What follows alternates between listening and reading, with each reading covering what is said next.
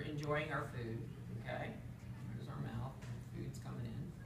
Takes about 20 minutes, depending on what we're eating, for our glucose to start going up, because nothing happens until the food hits the small intestine. So very slowly, it goes up. We hope that either the insulin that we take, which is your daughter, matches the amount of glucose that food produces. This has to be a perfect match in the type 1. Because otherwise there's nothing to move it. Okay? Right, okay. Oftentimes in the type 2, they don't have enough. Because remember that pancreas only works 50% of the time, up to sometimes more. Alright? So we want this process over about 2 to 2.5 hours. It should last. So in other words, this insulin has to pick everything up and move it. But if we eat and go right back to bed, where's it going to go? Or if we don't take enough insulin, well, we don't have enough to move it. So it's going to go in the bloodstream? Yeah. So you're suggesting then that a person shouldn't eat and then go to sleep? No. But what if they're diabetic and they need some fuel so that will carry them through the night? We want it to go in the muscle cells. So what is your suggestion? Because you eat and move. You create an environment for that insulin to move the glucose into the muscle cells so that you feel good between meal to meal to meal. If you go right to sleep, it stays in your blood sugar, in your bloodstream, and you have hyperglycemia, high blood sugar. What good's that doing you for? Well, she always thought, and I've never been fond of the ideal of eating and going to sleep because we're always taught, you know, we just try to have good health practices. Here's a recommendation. You eat and you move. So, why would you go to sleep? Because if you go to sleep, what are you doing to help this insulin find a place to put that glucose? The place where it's supposed to be is in the muscle cell, not excessive glucose in the circulation. It's supposed to have some, a blood glucose between 80 and 130. Oh, okay. That was one. But you eat and go to sleep, and it's not going down. See, how late is she eating? she sometimes eat at 8:30. 8:30. Now, we're talking in the morning and then she goes right back to bed? No, I'm talking about in the evening when she comes. We're just talking meal to meal to meal. Well, I'm talking about in the evening. She says if she doesn't eat enough protein and just a few carbs at least, I try to give her a protein like fish and maybe a few crackers and maybe some That's her dinner? bell pepper, a salad or something like that. Right. So because she's had 2 big meals and then she has the third one in the evening. Right. And then she has shakes in between. Okay.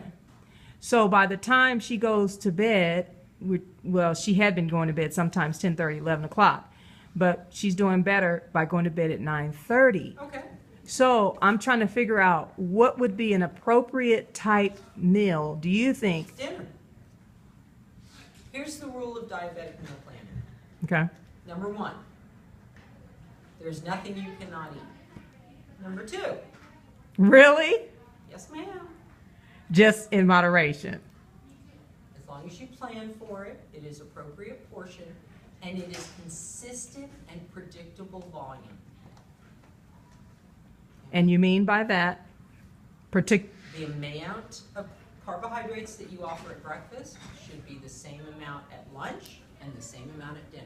Because if you offer your body this much at breakfast, this much at lunch, and this much at dinner, what message are you giving your body? Does it really know how much it's supposed to have? So, you've created stressor.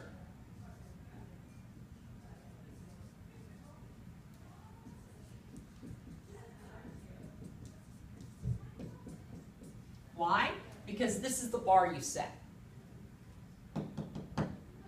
Now the liver's going, wait a minute. How come I got this many for breakfast?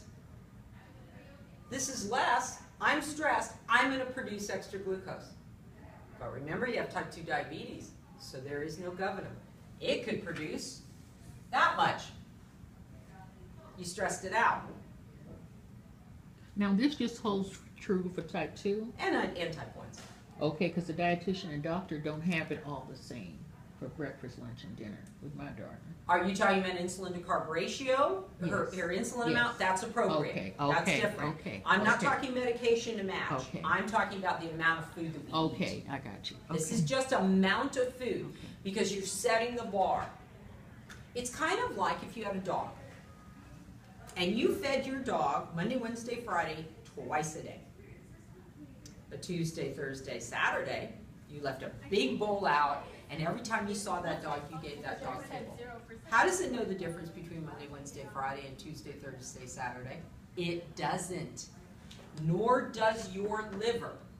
So meal planning in the diabetic world is offering consistent, predictable amounts. Set that bar so the liver goes, cool, mealtime, I'm not stressed. I can just lay back because I'm going to get my fuel from an outside source, and I don't have to make up the difference. Okay. Does that make sense? Yeah, that's making sense. I'm just wondering how much exercise then do you think, as in minutes, would a person need, and they're getting ready to go to bed? Prior to going to bed, how many minutes of exercise would you say would be All good right, then? so why is her meal so late? She gets home at 7:30, Right. and it's ready about 8. Okay, So so she, 8 at 8. okay, she's eating at 8. So go take a 10-minute walk. 10-minute walk. That's it. Okay. And if the weather is inclement or whatever, she can do something on the inside. Mm-hmm. Just walk around. Okay. Okay?